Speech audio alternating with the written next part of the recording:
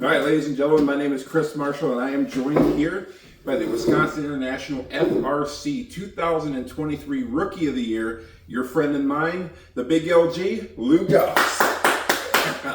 How you doing, man? I'm great. How are you, Chris? I'm doing pretty good.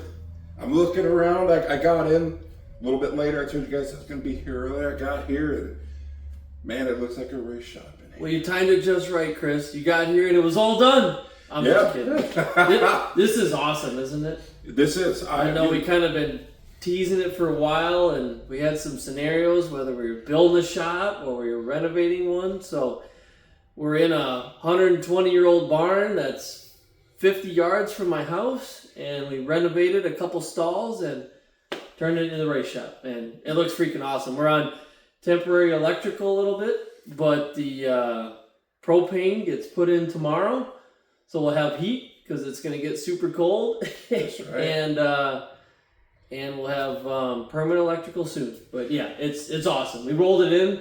We got some clips of us rolling it in. We'll have that cut in, I'm sure. But and I do hope you show the before and after, because let me just say, we did have an event here probably about not too long ago, and so just seeing the before and what this looks like now, I'm telling you, I can't believe it. It looks like some of the other race shops that I've seen, and I think this is going to look really cool when you bring the people over and they say, why should we work with you? You say, check this out. Yeah. So I know you got more plans for this place. You're going to maybe add like a seating area or something like that, or maybe an area where you can kind of just hang out at and stuff like that. So yeah, off camera you probably won't see it. We got a nice big TV here and can hang out when we're done, trying to be efficient with our work, but then hang out, watch some racing. We were just watching some Will All's late models. Yeah. Got the dirt vision. Checked out a little bit of the snowball derby. Yeah. Very easy And the for me to snowflake. say. Snowflake 100. Yep. Checked out a little bit of replay of the Prairie Dirt Classic. That's right. And got done watching a little football before that. So, That's right. great games. I like the area. Something tells me, this is going to make it a lot easier when you're working under the car and everything like that. It'll make it easier for spills. You did say it's not going to dent as much as a traditional garage floor would dent with stuff falling and everything. Yeah, got the pretty sweet epoxy coating on here. Thank you, HP Concrete. Herb did a great job, and looking forward to work with him more in the future. And you know what? I did actually eat off of the floor, so yeah, we all do. So it's actually but a few sausages and pepperonis and cheese dropped on the floor, but we'll pick that up. Yeah. Now, do you have any? So once you get everything all set here in the shop, do you have anything that you're going to be doing after that going forward? So the season doesn't start for. We got time. Yeah. So it feels that way, but it always comes up quick. Yeah, I always feel like, racing season's right there. The second you get through Christmas season, it kind of, the next week, it's already icebreaker week, and you find yourself scrambling. So what do you have planned, let's say after New Year's? How do you see things looking in here? Well, pretty soon, like this week, we'll pull the motor out and pull the shocks off of the car. Feel like we're a little behind on that, but we were focused on trying to get this done and get ready for the off season so we can be efficient instead of working out of our little tiny shop just behind here. Those are the biggest things. We got a few other things to check out, but yeah, we're gonna start right away next week. Now, for people who aren't familiar with it, when you say pull the shocks out, pull the engine out, what do you plan on doing? Because they're not going to know. They just going to think that you're going to pull it out and you're going to have the engine just hanging out here and the shocks hanging out. Good point. So, just kind of tell them about that process, what goes into it. Because I remember last year you had the engine sent off and it sent back. You guys had some new things done to it. Yeah. Was that kind of what you're doing this year? Yeah, same stuff. We're always freshening it each year. We get 12, 13, 14 races on it, and it's probably a good time to go get it freshened, especially if you plan on another long season coming up. We've had to change engines in the middle of the year, and that's no fun, especially if you got points considerations or whatnot. So we'll have bearings, rings, springs, gaskets, have it dynoed, have everything measured up and checked out, and bring it on back from courtesy of our friends at Thierry's Engines. Great guys there and do a nice job. And how long does that process usually take? Do they keep you updated, or they send you emails or what they found, or do they send you sheets that shows you, what they found on their machine, like where their performance was versus when they brought it when you brought it there last year? Yeah, they keep us up to date. A lot of times it goes pretty quick. It can be, 6 weeks probably is probably a good estimate. But if we're getting major parts, it can be longer. Last year we got some major parts, and it took quite a while. It kind of put us up against the wall a little bit coming into the icebreaker. But this year we don't have any major things planned for that, so hoping for a quick turnaround. Okay, and then the shocks, kind of the same thing? Yeah, those are quick. FRS shocks, those guys down there in Indiana, they'll turn them around quick. We'll send all 4 out, and they'll have them back within 2 weeks. So here's what I'm thinking. With the engine out of the car, the shocks out of the car, can't do a whole lot of racing. So then I take it you're probably calling your partners, seeing, what they're going to chip in, what they're going to do this year, or how does that go? Yeah, of course, this is a perfect time for that, right? Things are kind of slow. We're not racing a ton. So we're calling sponsors from the previous year, trying to find new ones, find new partners, people who want to work with us, people who want to work with our partners. That's a big thing is B2B stuff, right? We love doing that. We just did that last week, and it's super fun. And right now, Chris and I have been working closely on that stuff. It takes everybody to keep this thing going. Yeah, and I'll tell you, from what I learned last year to this year, it's a complete 180 for me. So, I learned last year not to get too discouraged. Yep. I know, with sales and, with sponsorship, sometimes you'll get about 50 no's before you finally get that yes. Sure. So one of the things is just keeping yourself motivated, while you're doing that. So I take it with your partners that you have that are on the card. I think it's probably very easy to kind of just let them know, hey, are you guys in for next year? Do they ask you any questions? Do they, ask, what your plans are for the year? Do you kind of give them a schedule or? Sure, they'll ask what our racing plans are. I try and elaborate a little bit and just remind them that, we love doing things other than just racing the car. We love bringing the car to places. We're active on social media, love doing that stuff, and love seeing what their products and services are out there that they offer.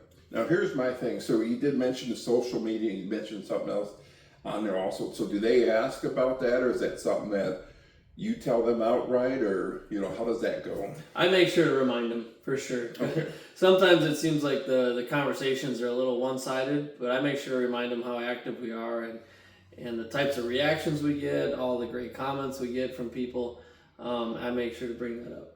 Yeah, one thing I was, that's one thing that I do mention also is I do tie in those links to the social media, because I did find out as I'm doing this, a lot of the times they like to see, hey, what is it that you guys do? Or they like to see some of the fun stuff, such as winning at Marshfield or, getting presented a trophy at Marshfield. So, I don't know. I just tell people we won that race. But, with that, I know that's a lot of fun doing. And then I know they signed a check for a certain amount of races. And then, so what happens, let's say if there's Mother Nature, or let's say you have an issue where you can't make a race due to an illness or something with the car. Yeah, we just make it understood that any of that stuff can happen for sure. Like last year we had, Mother Nature a couple times, but we also had a major crash in the spring. But we tried to make up for it later in the year by running tons of races, as many as we could. As many as three races in 1 week, which is a lot for us. We enjoyed it a ton. Yes. But we tried to make up to our commitment. And I think that's very interesting, and I do like that. One of the things that, is there anything that you maybe mention or maybe bring up when they do ask about? Do you maybe tell them about any of your accomplishments or? Sometimes I do, yeah. I pretty much just keep it focused on the next season coming up and what we're offering and current things, right? Things in the past, maybe don't always help immediately. It's kind of like, what can you do for me now type of thing. Yep. That's usually my focus. Yeah, one thing I did find out, they always ask me, WIFMs, what's in it for me? Oh, yeah. And, one of the things I try to tell them, hey, we'll advertise you on the car. We'll shout you out on Facebook, any of the social media platforms. And so is that kind of something that you kind of lead with, or let them know, like, hey, you'll get your logo out there, we'll mention you on Facebook. If I go do interviews, I'll mention you guys in the interviews, things like that? Yep, absolutely. That's always part of it. Now, I do want to shift to another thing here. Now, I get asked a lot of questions, and I don't know if you ever heard any of these questions or heard people say that, but they'll say, why is it that you can take this late model and race it on all the short tracks, but you can't race it on a NASCAR track? And it goes literally just like that. Yeah. And, and I elaborate on it, and I tell them, you just can't. Yeah. But I figure you can explain it better with you being the professional.